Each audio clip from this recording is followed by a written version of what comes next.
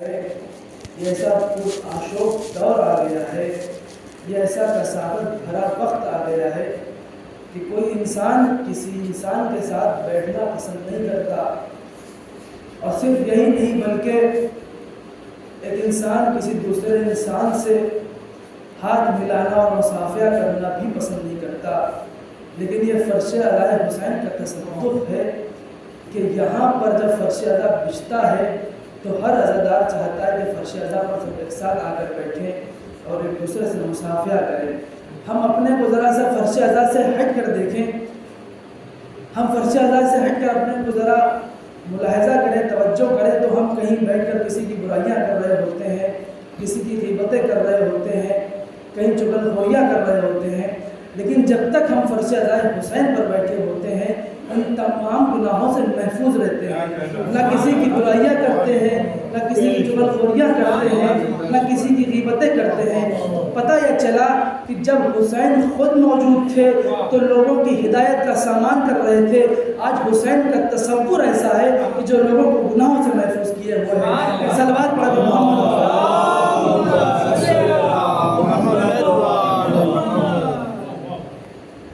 بہرحال مجلسوں کا سلسلہ جاری و ساری ہے اور جلوس اعزا بھی ہے، دیگر مجالس بھی ہیں، لہذا بہت اختصار کے ساتھ انشاءاللہ کام لوں گا۔ جس حدیث کو میں نے عنوان سخن بنایا ہے وہ علم کے حوالے سے امیر المومنین کی حدیث ہے نہج البلاغہ کلمات اختصار سے، لہذا میں نے چاہا کہ خود امیر المومنین کے علم پر گفتگو کی جائے کہ امیر المومنین کا علم کیا تھا، کیسا علم تھا امیر المومنین کا۔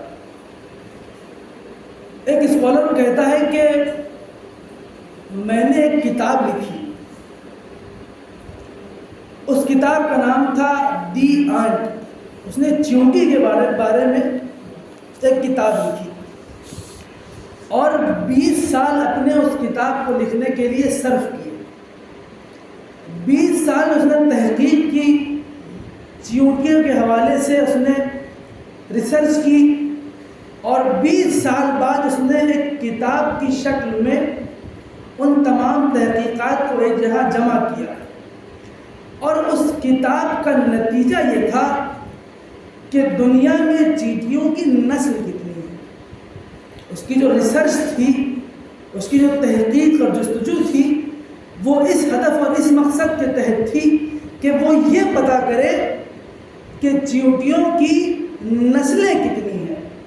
وہ کتاب جب شائع ہوئی اور نجف کے ایک طالب علم کے ہاتھ لگی تو اس نے اس کتاب کا مطالعہ کیا، اور کتاب کا مطالعہ کرنے کے بعد جب اس نے مقدمے پر توجہ کی، جو کتاب کے پہلے صفحے میں مقدمہ لکھا ہوا تھا کہ اس کتاب کو لکھنے کے لیے، اس کتاب کو جمع کرنے کے لیے کیا تحقیق کی گئی، تو اس نے دیکھا کہ اس اسکالر نے یہ لکھا ہے کہ میں نے دی آئنڈ کتاب کے لیے 20 سال اپنے صرف کیے، اور 20 سال صرف کرنے کے بعد میں نے اس نتیجے کو اس کتاب کی شکل میں محفوظ کیا کہ چیونٹیوں کی نسلیں کتنی ہیں۔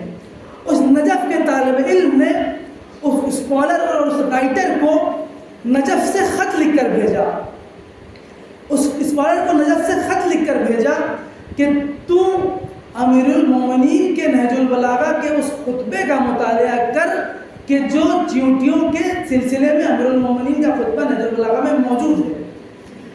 اب اس اسکالر نے نجف کے اس طالب علم کے خط کو لیا اور نہج البلاغہ میں جو امیر المومنین کا وہ خطبہ موجود ہے کہ جو چیونٹیوں کے سلسلے میں ہے، اس اسکالر نے پورے اس خطبے کا مطالعہ کیا، اور مطالعہ کرنے کے بعد اس نے کہا کہ اے کاش یہ خطبہ مجھے 20 سال پہلے مل جاتا تو میرے یہ 20 سال برباد نہ ہوتے۔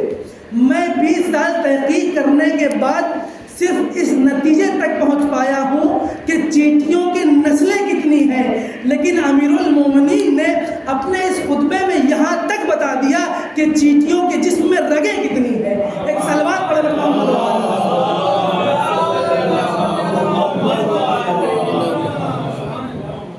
یہ ہے علم امیر المومنین۔ ایک اور اسکالر نے کئی مرتبہ متعدد مرتبہ نہج البلاغہ مطالعے کے نتیجے میں یہ کہا کہ یہ کتاب لکھنے والا ایسا معلوم ہوتا ہے جیسا کہ یا تو اس شخص کے سامنے یہ کائنات بنی ہے یا خود اس شخص نے یہ کائنات بنائی ہے۔ نہج البلاغہ کا مطالعہ کرنے کے بعد اس نے یہ بات کہی۔ سرور نواب لکھنوی صاحب کو مجھے شعر یاد آ گیا، کہتے ہیں کہ شاعر تھے مقرر تھے نبی سے پہلے، شاعر تھے مقرر تھے نبی سے پہلے، تھیں اور زبانیں عربی سے پہلے، لگتا ہے مگر نہج بلاغہ پڑھ کر، لگتا ہے مگر نہج بلاغہ پڑھ کر بولا ہی نہیں کوئی علی سے پہلے، لگتا ہے مگر نہج بلاغہ پڑھ کر بولا ہی نہیں کوئی علی سے پہلے۔ ایک صلوات پڑھو محمد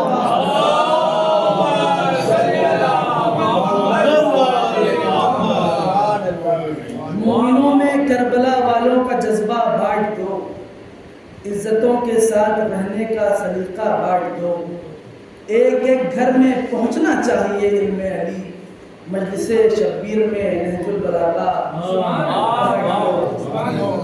مجلس شبیر میں نہج البلاغہ بانٹ دو۔ اچھا یقینی طور پر اگر دیکھیں کہ نہج البلاغہ میں مجلس شبیر میں بیٹھے گی تو وہ ہمارے طاف کی زینت بن جائے گی، جیسے ہمارے طاف کی زینت قرآن بنا ہوا ہے۔ خود میں نے 4 مصرے کہے تھے، اب ضمن میں بات آ گئی ہے کہ معجزہ رب کا ہم انسان نہیں دیکھتے ہیں، معجزہ رب کا ہم انسان نہیں دیکھتے ہیں، کیا ہے اللہ کا فرمان نہیں دیکھتے ہیں، اور معجزے دیکھنے ہم دور تلک جاتے ہیں، گھر میں رکھا ہوا قرآن نہیں دیکھتے ہیں۔ ایک صلوات پڑھیں محمد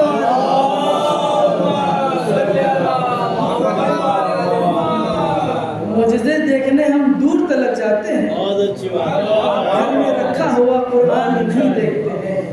تو امیر المومنین کے علم پر گفتگو کر رہا تھا کہ علم امیر المومنین کیا ہے۔ امیر المومنین جنگ نہروان کے لیے جا رہے تھے اور ایک راہب نے ان کو روکا، لشکر امیر المومنین کو روکا اور کہنے لگا کہ اے علی آپ کہاں جا رہے؟ کہا جنگ نہروان کے لیے جا رہے۔ کہا علی آپ جنگ نہروان کے لیے مت جائیے۔ کہا کیوں؟ کہا اگر آپ جنگ کے لیے جائیں گے تو آپ یہ جنگ ہار جائیں گے۔ کہا تو کس دلیل کی بنا پر یہ بات کہہ رہا ہے کہ میں اگر جنگ کرنے جاؤں گا تو جنگ ہار جاؤں گا؟ کہا علی میں نجومی ہوں اور مجھے ستاروں کا علم ہے، اور انہی ستاروں کے علم کی بنا پر میں یہ بتا رہا ہوں آپ کو کہ اگر آپ جنگ نہروان کرنے جائیں گے تو آپ کو شکست ہوگی۔ علی نے کہا تو علم نجوم کی بنا پر مجھے یہ بتا رہا ہے، اچھا یہ بتا کہ آسمان کے فلاں گوشے میں وہ جو ستارہ ہے اس کا نام کیا ہے؟ اچھا آپ بتا کہ آسمان کے فلاں طبقے وہ ستارہ ہے اس کا نام کیا ہے؟ کہ اچھا یہ بتا کہ فلاں آسمان پہ وہ جو ستارہ ہے اس کا نام کیا ہے؟ اب تک تو وہ اپنے علم نجوم کو ثابت کر رہا تھا، اپنے علم نجوم کی طرف طاری کر رہا تھا، اب امیر المومنین نے اس سے ستاروں کا نام پوچھنا شروع کر دیا۔ اب وہ گھبرا گیا۔ میں کہوں گا اے نجومی تو علی کو ستارے کا علم نہ دے، اس لیے کہ علی اس ذات کا نام ہے کہ جس کے در پر آ کر ستارہ سجدہ کرتا ہے۔ ایک صلوات پڑھ کر محمد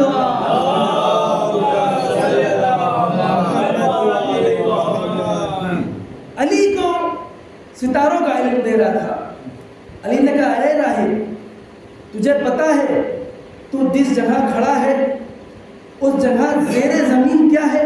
تیرے قدموں کے نیچے کیا ہے؟ کہ نہیں مولا مجھے نہیں پتا۔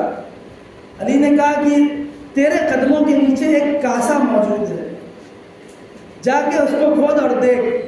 جب اس نے اس جگہ کو اپنے قدم کے نیچے جو زمین تھی اس کو کھودا تو دیکھا کہ ایک کاسا نکل کر آیا۔ اس نے کہا امیر المومنین میں آپ کے علم پر فدا ہو جاؤں، میں آپ کے علم غیب پر فدا ہو جاؤں۔ مولا کی بارگاہ میں اس نے سجدہ کیا اور وہیں پر وہ راہب ایمان لے کر آیا۔ ایک صلوات پر محمد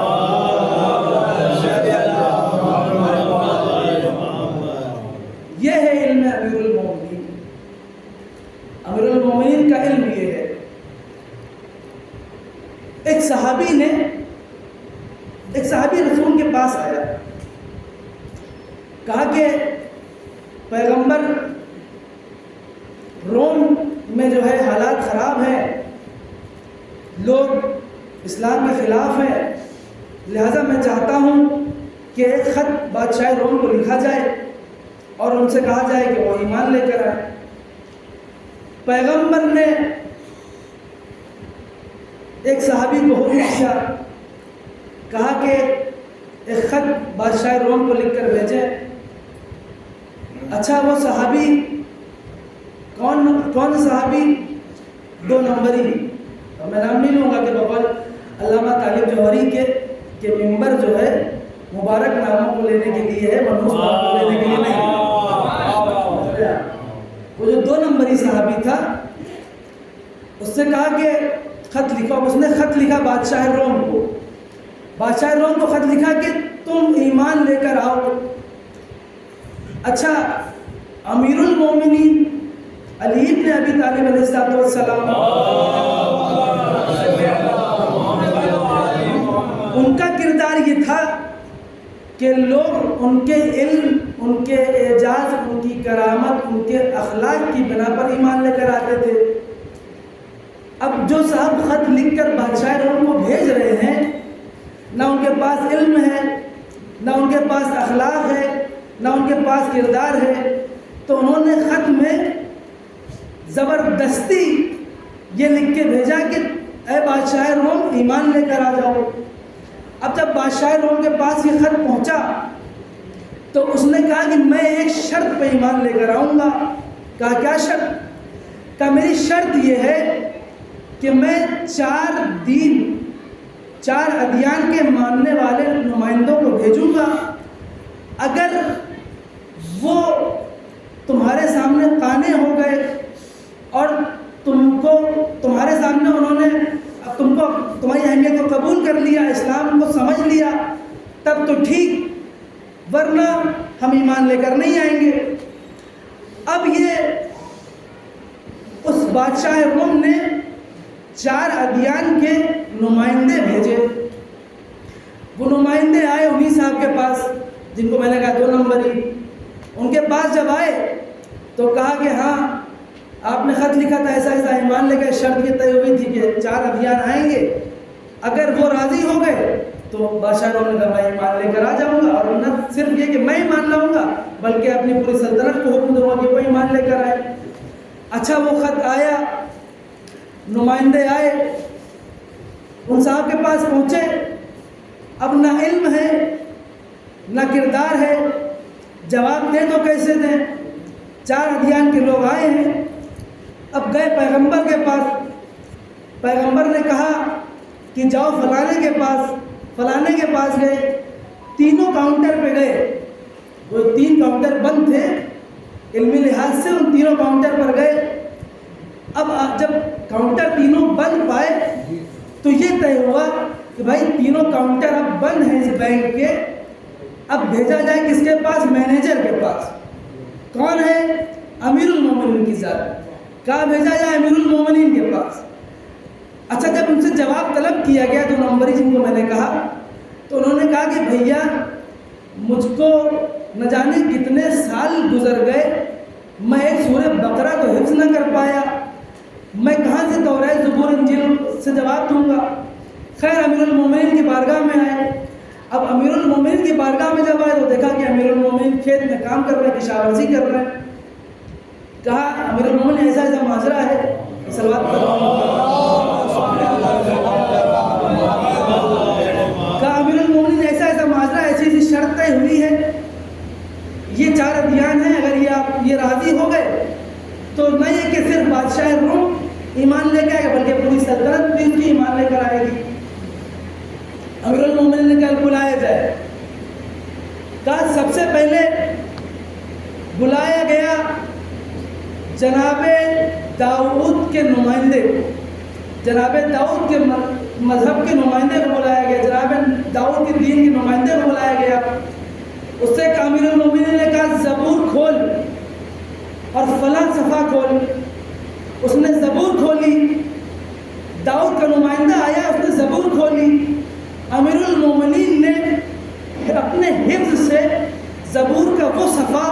کہ جو اس شخص کے سامنے کھلا ہے امیر المومنین کی نظر بھی ادھر نہیں ہے. امیر المومنین نے اس صفحے کو اپنے حفظ سے پڑھنا شروع کیا اور حفظ سے پڑھنے کے بعد کہا یہ بتا کہ تیرے نبی کا اعجاز کیا تھا, تیرے نبی میں کیا خاصیت تھی. کہا میرے نبی میں خاصیت یہ تھی کہ وہ جب قرآن کی تلاوت کرتے تھے تو بہت خوبصورت تلاوت کیا کرتے تھے, لوگ ان کی تلاوت سن کر غش کھا جاتے تھے, بے ہوش ہو جاتے تھے. امیر المومنین نے قرآن کی تلاوت لہجہ داؤدی میں کرنا شروع کی. امیر المومنین نے لہجہ داؤدی میں ادھر تلاوت کرنا شروع کی. اب وہ جو داؤد کا نمائندہ تھا وہ لہجہ داؤدی امیر المومنین کی زبان سے سن کر بے ہوش ہو گیا, اور جب اس کے بعد وہ بیدار ہوا, بے ہوشی سے جب بیدار ہوا تو امیر المومنین کے سامنے سجدہ ریز ہو گیا اور فوراً امیر المومنین کی بارگاہ میں وہ ایمان لے کر آ گیا. ایک صلوات پڑھو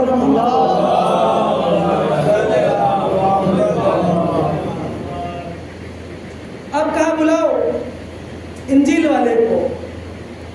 انجیل والے کو بلایا گیا. جب انجیل والا آیا تو کہا بتا تیرے نبی کا معجزہ کیا تھا. کہا میرے نبی کا معجزہ یہ تھا کہ وہ مردوں کو زندہ کر دیا کرتے تھے. امیر المومنین نے اس کا ہاتھ پکڑا اور اس کو لے کر ایک قبرستان کے پاس پہنچے, اور وہاں قبرستان کے پاس کھڑے ہو کر امیر المومنین نے حکم دیا, اس قبر کو حکم دیا قم باذن اللہ, اللہ کے حکم سے بلند ہو جا, کھڑے ہو جا. ادھر امیر المومنین کا جملہ ختم ہی نہ ہوا تھا, وہ مردہ جو تھا وہ اپنی قبر سے بلند ہوا. اب وہ جو انجیل کا نمائندہ تھا وہ امیر المومنین کے ہاتھ پر اس نے ایمان لایا اور وہیں پر امیر المومنین کے سامنے اس نے کلمہ پڑھا. ایک صلوات پڑھا محمد.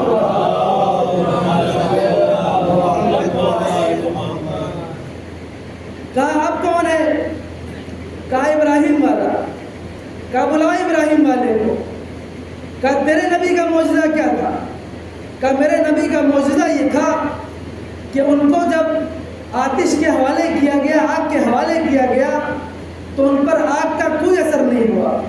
امیر المومنین نے حکم دیا کہ لکڑیاں اکٹھا کی جائے, آگ روشن کی جائے. لکڑیاں اکٹھا کی گئی, آگ روشن کی گئی. امیر المومنین اس دہکتی ہوئی آگ میں اتر گئے, اور اس دہکتی آگ میں اترنے کے بعد اسی آگ سے آواز دی کہ بتا تو ایمان لاتا ہے یا نہیں لاتا ہے. اس نے امیر المومنین کی آواز پہ لبیک کہا اور امیر المومنین کی اس وقت اس نے بیعت کی اور امیر المومنین کے جملے پر اس نے ایمان لایا. ایک صلوات پڑھو محمد.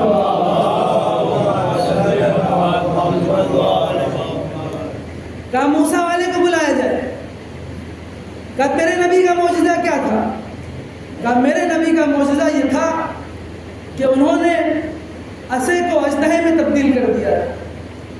امیر المومنین نے کہا ٹھیک.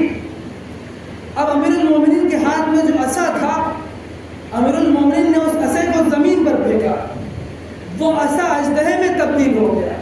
اب وہ جو موسیٰ والا آیا تھا وہ بھی امیر المومنین کے اس اعجاز پر اور اس معجزے پر, امیر المومنین کے اس اعجاز پر اور اس کرامت پر اس نے بھی ایمان لایا اور اس نے بھی امیر المومنین کی بارگاہ میں سجدہ ریز ہو گیا. ایک صلوات پڑھو محمد.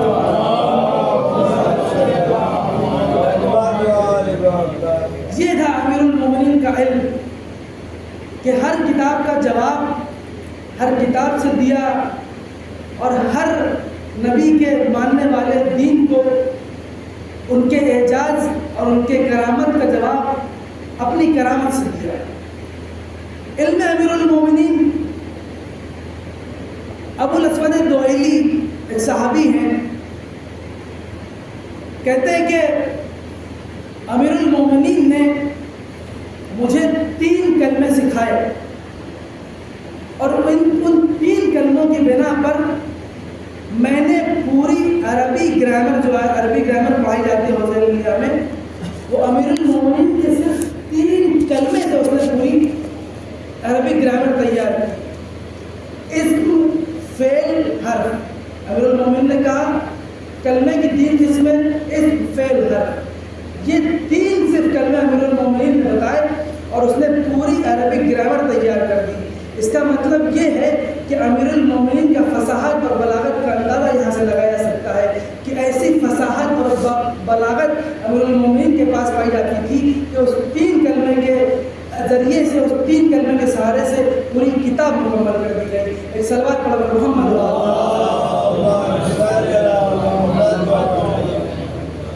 یہ ہے امیر المومنین کا علم، یہ ہے علی کا علم، یہ عظیم ذات ہے امیر المومنین، یہ بلند و بالا اور برتر ذات امیر المومنین، یہ علی کا علم۔ علی کی بیٹی رہائی پا کر اپنے بھیا کا چہلم کرنے آ رہی ہے، اپنے بھیا کا چہلم کرنے کے لیے آ رہے ہیں۔ 1 سال کے بعد ان قیدیوں کو رہائی ملی ہے۔ امام سجاد نے آ کے کہا پھوپھی اماں یزید نے ہمیں رہائی دے دی۔ کہا سجاد یزید سے کہہ دو ایک گھر خالی کرا دے، میں اپنے بھیا کا جی بھر کے ماتم کروں۔ یزید نے گھر خالی کرایا اور جناب زینب نے جی بھر کر اپنے ماجائے کا ماتم کیا۔ ہاں عزاداروں، امام سجاد نے آ کر کہا پھوپھی اماں ذرا کاروان کو آمادہ کیجئے، اس کاروان کو تیار کیجئے، ہمیں کربلا جانا ہے، بابا کا چہلم کرنا ہے۔ جناب امام سجاد کہتے ہیں پھوپھی اماں کیا کاروان آمادہ ہے؟